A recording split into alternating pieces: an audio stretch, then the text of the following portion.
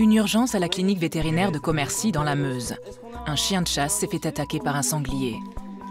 Bah, moi j'aime pas, mais enfin bon, si on n'a pas le choix. De toute façon, t'attendras ton boulot. Je pars pas, si je dois rester dormir ici, je vais rester dormir encore. Oh, allez, on va voir. Alors, non.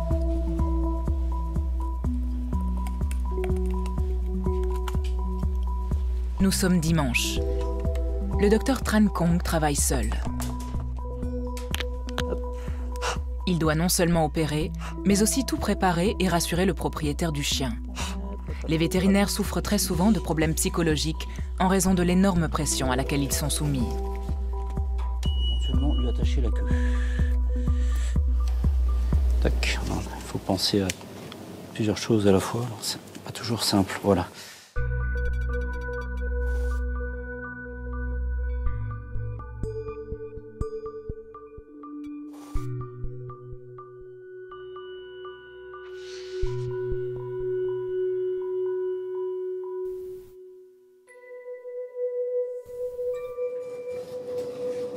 Tout est mis en place pour l'opération du chien Punte. Voilà, impec, super. En semaine, 6 vétérinaires travaillent à la clinique. Mais le week-end, un seul est de garde. Les propriétaires des animaux doivent lui prêter main forte. On voit pire, hein. Le pire qu'on ait parfois, c'est des chiens qui se font ouvrir, vous voyez, au niveau du thorax. On peut avoir le poumon à l'air, des choses comme ça m'est déjà arrivé. En 30 ans de carrière, le docteur Trinh Tran Kong, 54 ans, a déjà soigné d'innombrables blessures. En semaine, il serait épaulé par 2 assistants pour une telle opération. Ah, c'est plus pratique quand on a quelqu'un pour... pour aider. Mais bon, on a l'habitude de jongler un petit peu avec les gants. Durant la pandémie de Covid-19, la charge de travail a augmenté, car des centaines de milliers de personnes ont adopté des animaux de compagnie. Certains propriétaires peuvent se montrer particulièrement pénibles. En fait, ça dépend de la personnalité des gens. C'est-à-dire que là, vous voyez, ils étaient inquiets, mais ils n'étaient pas... La situation était calme, c'est-à-dire que les gens, ils ne sont pas arrivés en criant, ils ne sont pas arrivés... ils étaient très respectueux aussi, hein, donc on n'avait pas du tout de conflits potentiels. Hein. Le problème, ce qui est très stressant, c'est surtout quand vous avez des gens qui sont très émotifs et, par exemple, qui crient, qui hurlent, qui... Selon une étude britannique de 2010, cette combinaison entre manque de reconnaissance et accroissement de la charge de travail pourrait expliquer le taux de suicide élevé que l'on déplore dans la profession. Ce qui n'entame en rien l'amour profond que les vétérinaires portent aux animaux. Je dis souvent que si j'ai fait vétérinaire, c'est parce que je m'entends mieux avec les animaux à 4 pattes qu'avec les animaux à 2 pattes. C'est pour ça que je suis devenu vétérinaire. Rien que ce week-end, Tri s'est occupé de plusieurs cas d'urgence. En moyenne, il voit une centaine de bêtes par semaine. 1 heure plus tard, l'opération prend fin. Je vais baisser le gaz. Voilà.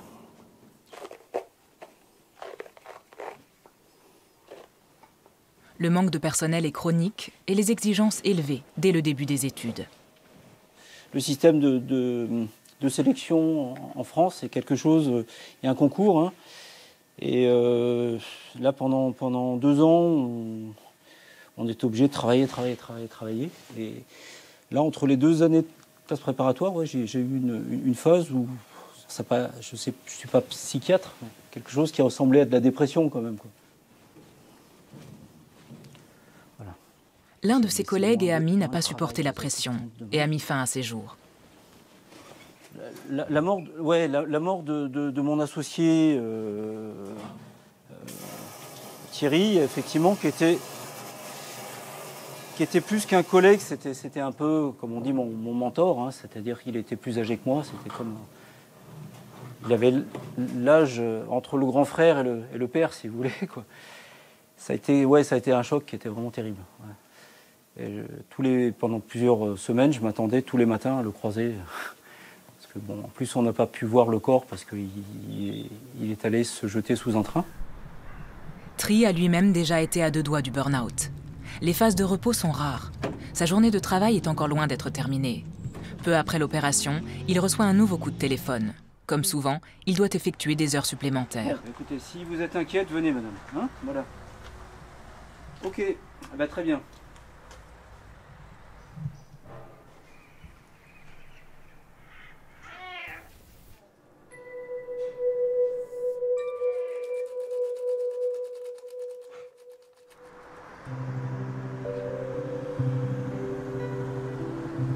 Petra Kracher, 59 ans, possède un cabinet vétérinaire dans le nord de Munich.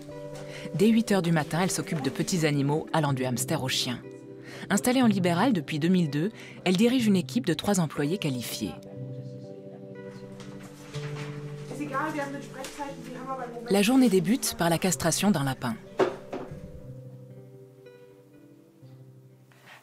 Cette injection n'est pas très agréable. Il faut la faire dans ses fesses, qui sont minuscules. La castration est une opération de routine, mais qui demande une grande concentration pour les animaux de petite taille. On est tellement tendu qu'on est toujours crispé ici. Et on retient son souffle. Maintenant, je me rends compte tout de suite, parce que j'ai pris de l'âge et que tout me fait mal au travail.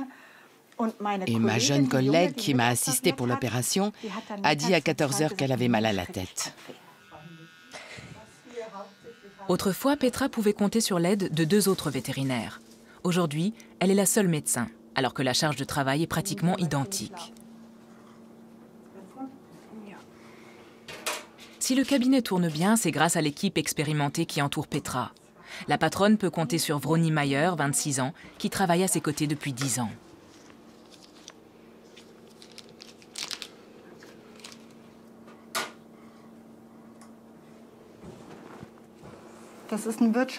C'est une entreprise, même si ça n'en a pas l'air. Je sais exactement combien je dois gagner à chaque minute. À la fin de la journée, il faut avoir encaissé 2 000 € net pour couvrir nos frais de fonctionnement. Et on ne peut pas dire simplement « Bon, maintenant il me faut un patient qui rapporte beaucoup ». Ça ne fonctionne pas comme ça. La castration est facturée 180 €. En Allemagne, les tarifs sont réglementés par un barème. En médecine humaine, ces frais de traitement sont pris en charge par l'assurance maladie. Les propriétaires d'animaux, eux, paient directement les vétérinaires et trouvent souvent les prix trop élevés.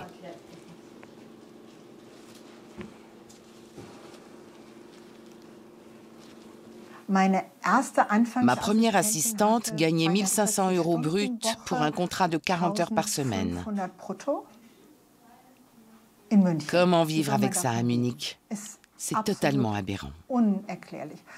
Et les premières années en libéral, je gagnais entre 1 500 et 2 000 € net. Pour s'en sortir, elle doit traiter un animal toutes les 30 minutes. Elle ne s'occupe pas moins d'eux avec amour. Du fourrage hypoallergénique ne peut pas faire de mal. Ce chien attend pour une visite de routine. Ne mets pas ta truffe sur l'aiguille, mon chou. Il tremble tout le temps quand je pique. Désolée, mon amour. Quelle jungle. Il a toujours eu les oreilles très poilues. Oui, c'est rouge là-dessous, dans le conduit auditif. T'es courageux. Oui, c'est simplement enflammé. Il y a un peu de saleté tout au fond. Une fois les corps allergènes retirés, tout rentrera dans l'ordre.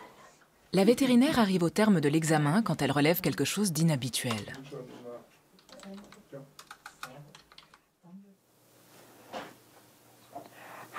Avez-vous remarqué que ses testicules n'ont pas la même taille?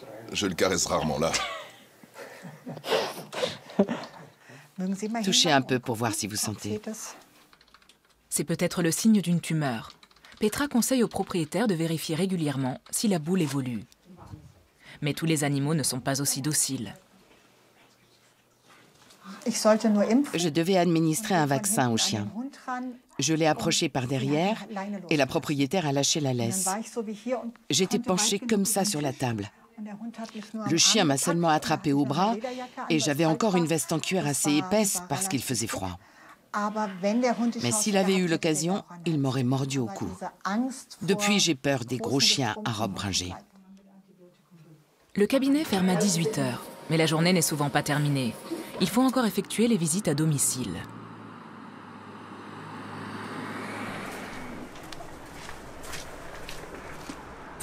C'est le plus fatigant dans ce métier. Devoir encore sortir après une journée de travail comme ça. On aimerait pouvoir rentrer, mais c'est impossible. Petra se déplace souvent pour des animaux qui sont si faibles ou effrayés qu'une visite au cabinet pourrait être dangereuse pour leur santé.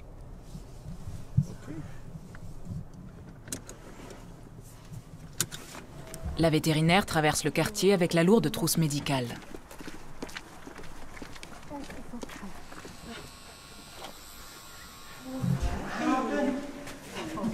Elle doit couper les griffes d'une chienne apeurée. Salut, toi. Elle est très peureuse. Pour cette courte intervention, la vétérinaire a fait 20 minutes de route.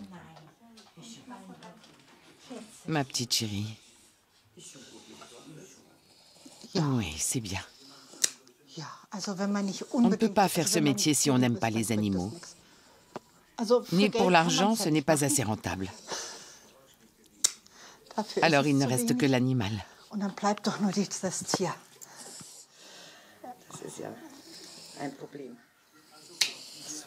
Super. Encore un peu de vent. Ça a l'air bien. Après plus de 9 heures de travail, Petra rentre enfin chez elle. Souvent, elle doit encore se plonger dans les dossiers de nouveaux patients. Mais ce soir, elle reçoit des amis. Durant le peu de temps libre dont elle dispose, elle essaie au maximum de se changer les idées. Je pratique la relaxation et le yoga. Je fais beaucoup de choses pour préserver ma santé mentale, histoire d'avoir un exutoire et de déconnecter. Et si ça ne suffit pas, heureusement, comme je ne suis pas sensible, un peu d'alcool suffit à me remonter. Mais ce n'est pas le cas de certains confrères et consoeurs. Et le lendemain, il faut de nouveau être en forme. Quand on commence à boire au début de la semaine, ça devient dangereux. Selon un sondage de la Chambre nationale des vétérinaires, 6% des professionnels interrogés reconnaissent une forte consommation d'alcool et de médicaments liés au stress. Petra peut compter sur le soutien de son mari, qui s'est habitué aux nombreux animaux de la maison.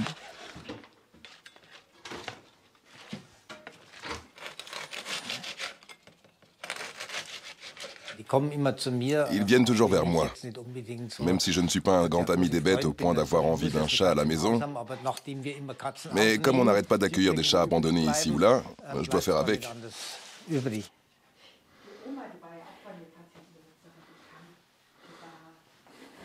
Petra sait que de nombreux confrères sont stressés au point de mettre fin à leur jour.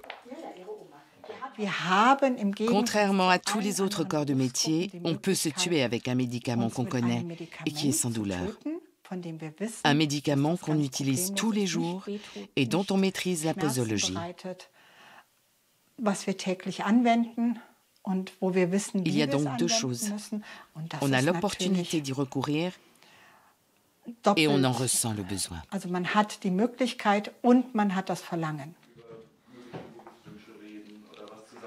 Elle aussi a eu des idées suicidaires. Oui, ça m'est arrivé 2 fois. J'étais vraiment au bout du rouleau. Le travail était devenu trop pesant et je n'y arrivais plus. Heureusement, tout va bien dans ma famille. Je ne sais pas ce qu'il en serait si j'avais des problèmes de couple ou s'il arrivait quelque chose d'horrible à mes enfants. Ça pourrait déclencher un passage à l'acte. Ses proches l'aident à ne pas plonger. Dans la maison, il y a une règle d'or. À table, on ne parle ni d'animaux, ni de travail.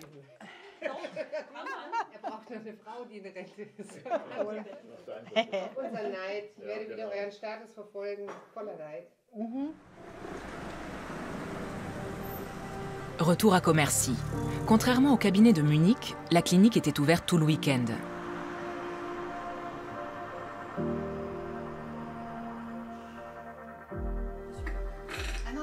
La nuit de tri a été courte.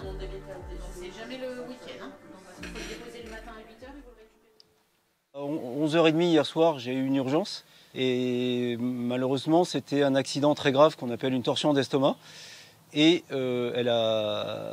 malheureusement, la chienne était morte dans la voiture. Bah oui, on dort pas forcément très bien après, mais bon, j'ai pas été appelé ensuite dans la nuit, donc voilà, j'ai pu quand même dormir un petit peu. Après ce week-end de garde, il entame une semaine de travail ordinaire par une intervention à l'extérieur, dans une ferme. Messieurs, bonjour. L'exploitation compte 450 vaches laitières. Moi j'aime beaucoup sortir de la clinique parce que ça aère un petit peu. Et c'est vrai qu'on est... En plus, j'ai de bonnes relations avec les éleveurs. Voilà. Après, ça peut être un peu dangereux. Là, ça va encore, mais je vais passer au-dessus. C'est pas grave. Merci. Ça roule. Hop, hop. Waouh, waouh, waouh, waouh. Ah. Attendez, on va calmer le jeu. Le vétérinaire va devoir faire une prise de sang à une centaine d'entre elles. Une opération qui n'est pas sans risque. J'arrive. Ramel veut y aller. Ça va aller. Il y a plusieurs années, lors d'une intervention similaire, une vache lui a causé plusieurs fractures à la jambe. Je suis un petit peu en travers de la veine, c'est pour ça. Depuis, il porte une coquille et des genouillères. Allez, à là-bas. On emmène celle-là aussi? C'est bon? Bon. Ouais, ça peut être assez dangereux, effectivement.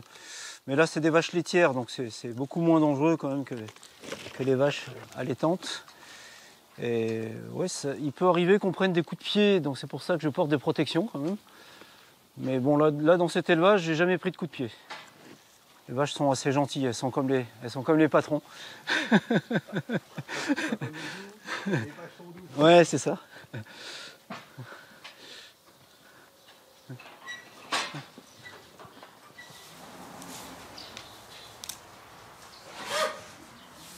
Le sang sera analysé afin de détecter la présence d'une maladie infectieuse à déclaration obligatoire. Là, c'est pour chercher une maladie qu'on appelle la paratuberculose, hein, qui est une maladie qui provoque une diarrhée chronique et qui finit par tuer les vaches. Je vous donne le...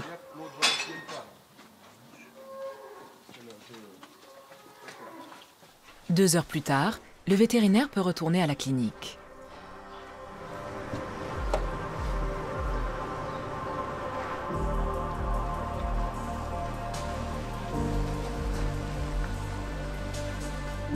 Il y a quelques années, il a quitté Lyon avec sa femme et leurs 3 enfants pour venir exercer à la campagne. La crise sanitaire n'a fait que compliquer un quotidien déjà stressant. Clinique vétérinaire Christelle, bonjour. Avec le Covid, on a eu toute une période où on ne pouvait pas vacciner les chiens. Hein, donc on ne pouvait voir que les urgences. Et donc après le Covid, il a fallu rattraper. Et donc ça posait des problèmes parce qu'on était complètement submergés. Ce matin, il enchaîne avec une grosse opération à la clinique. Mais cette fois, il est assisté.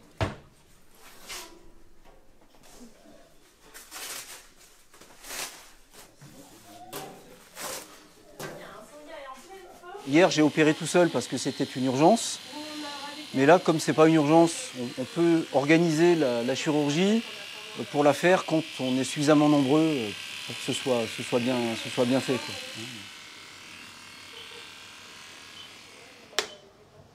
Il y a quelques mois, il a posé une plaque métallique dans la jambe de ce chien, blessé au cours d'un accident de chasse. Depuis, l'animal a sollicité sa jambe plus que prévu. Vous savez brancher tout le monitoring ou pas? Le vétérinaire va donc devoir remplacer la plaque.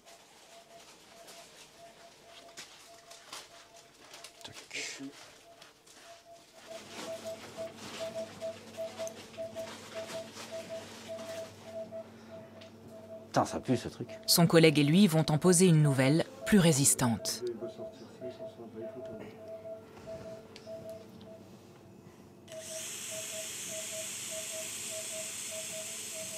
L'opération dure près de 3 heures et exige une concentration totale.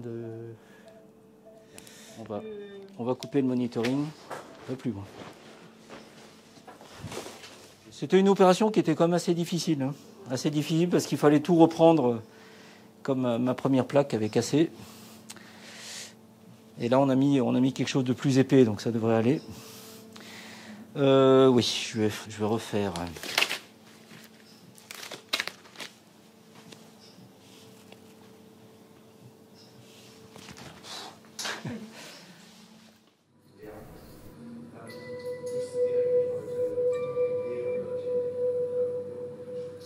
La clinique pour petits animaux de Leipzig fait partie de la faculté de médecine vétérinaire et se situe sur le campus universitaire. C'est ici qu'étudie Joshua Konrad, 22 ans. Les cours magistraux sont complétés par des heures de mise en pratique. Aujourd'hui, le vétérinaire en herbe doit préparer l'opération d'un chien.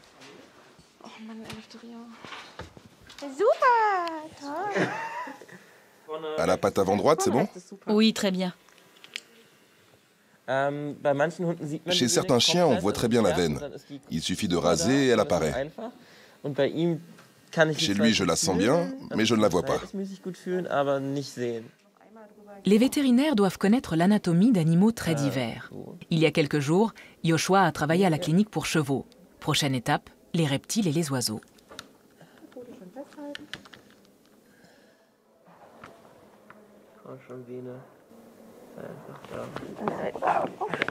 Bon, ça va comme ça. On en prend une autre. Je retire le cathéter? Non, laisse-le en place. Ça arrive très souvent au début, ce n'est pas grave. Ça fait partie de l'apprentissage. Il ne faut pas que ça te rende nerveux. C'est en forgeant qu'on devient forgeron. Joshua en est à son 9e semestre. La formation clinique débute dès le 3e. À la fin de leur cursus, les étudiants auront effectué environ 1700 heures de pratique.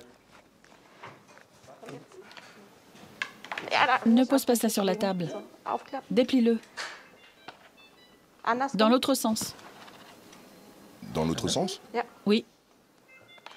Pour l'heure, les perspectives professionnelles sont bonnes pour les étudiants vétérinaires.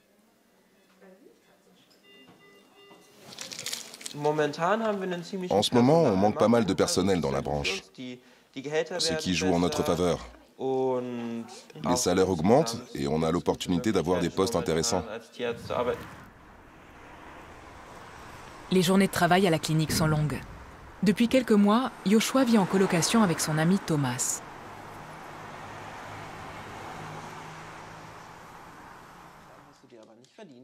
C'est un soutien pour lui quand les études se font à nouveau trop pesantes.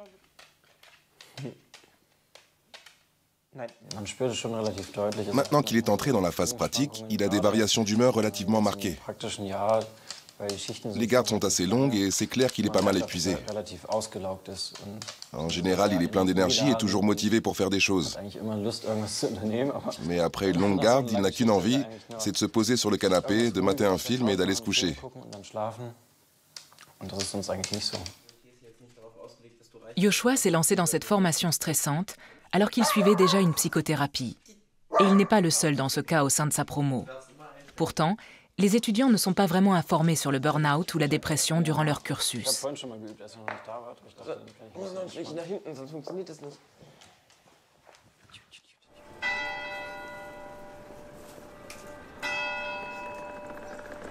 Voilà pourquoi le jeune homme a créé une association pour la santé mentale et dirige un groupe d'entraide.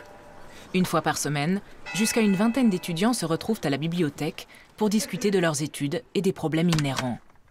Aujourd'hui, ils sont 3.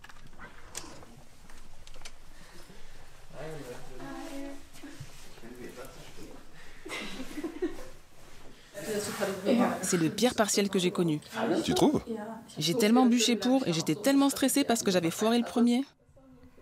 Dès le début de ses études, Joshua a senti que bon nombre de ses camarades de classe étaient écrasés par les exigences de la formation. Il organise donc aussi des conférences et des actions en ligne.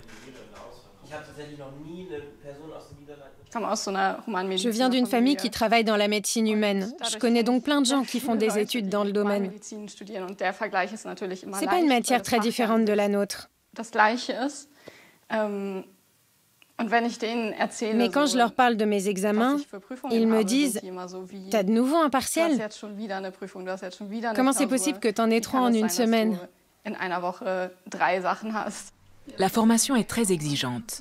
Beaucoup d'étudiants craignent de ne pas arriver à suivre. C'est précisément pour ça qu'on se retrouve quand on ne va pas bien. Pour parler avec des gens qui sont dans le même état et se dire que ce n'est pas grave, de reconnaître qu'on se sent complètement nul. Tous les 3 comptent malgré tout aller jusqu'au bout de leurs études.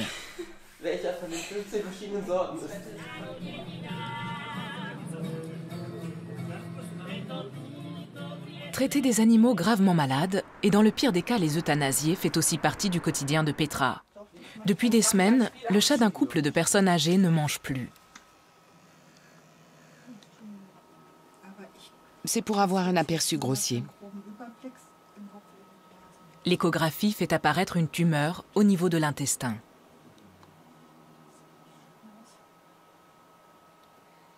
Pour beaucoup de gens, ces animaux sont une occupation, un être cher dont ils aiment s'entourer. Pour de nombreuses personnes âgées, ils peuvent même être considérés comme un enfant ou un partenaire de substitution. Le propriétaire est bouleversé et ne veut pas être filmé.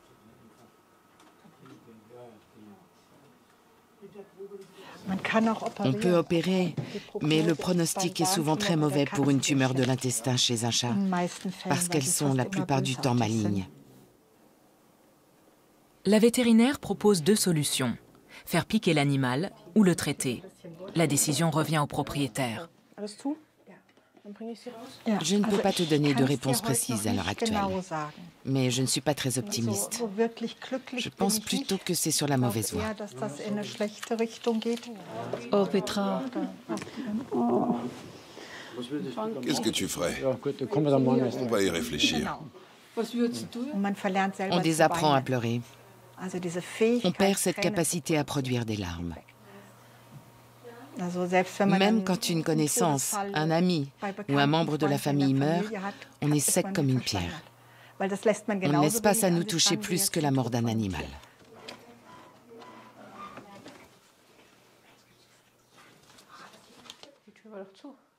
À la pause déjeuner, on examine les animaux du cabinet, le chien Lily et le chat Toffee, pour voir si tout va bien.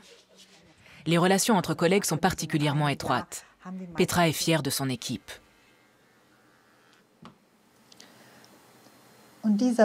Ce que font les filles est tout aussi fatigant que ce que fait le vétérinaire. Elles ne doivent pas retenir tous les dosages par cœur et ce genre de choses. On le fait quand même. C'est vrai. Mais elles manquent tout autant de reconnaissance. Et en plus, elles sont prises à partie par les maîtres de nos patients. La charge est si élevée pour Petra qu'elle aimerait quitter son cabinet avant l'âge de la retraite et partir en voyage avec son mari. Mais comme elle est en libéral depuis longtemps, elle n'a droit pour l'heure qu'à 900 € de pension. Si elle veut pouvoir joindre les deux bouts, il faut qu'elle vende le cabinet. Elle est optimiste, mais rien n'est gagné. Et si ça ne fonctionne pas, il lui faudra continuer à travailler, même au-delà de l'âge de la retraite.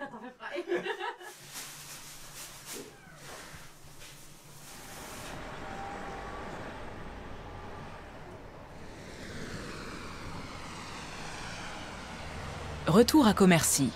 Durant son temps libre, Tri cherche la plupart du temps à s'occuper. Il chante et joue de la guitare.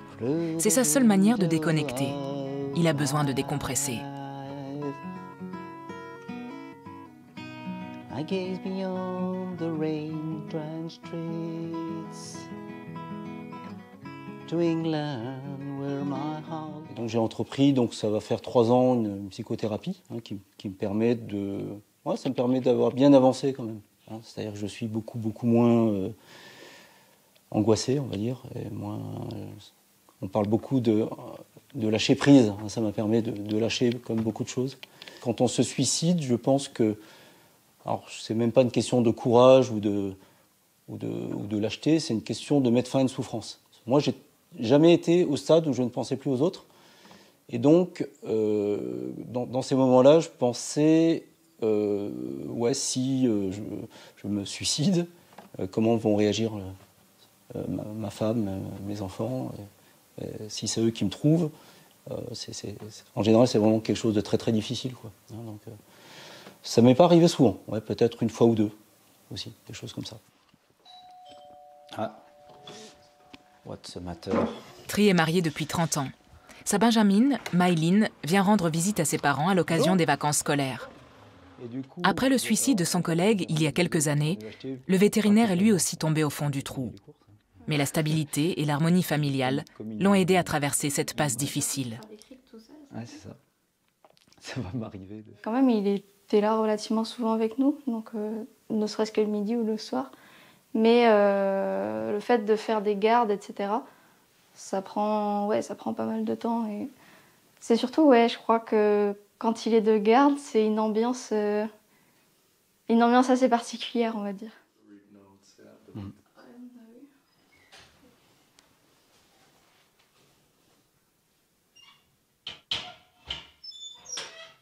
Tri a aussi trouvé une autre méthode pour mieux gérer son stress. Les sports de combat.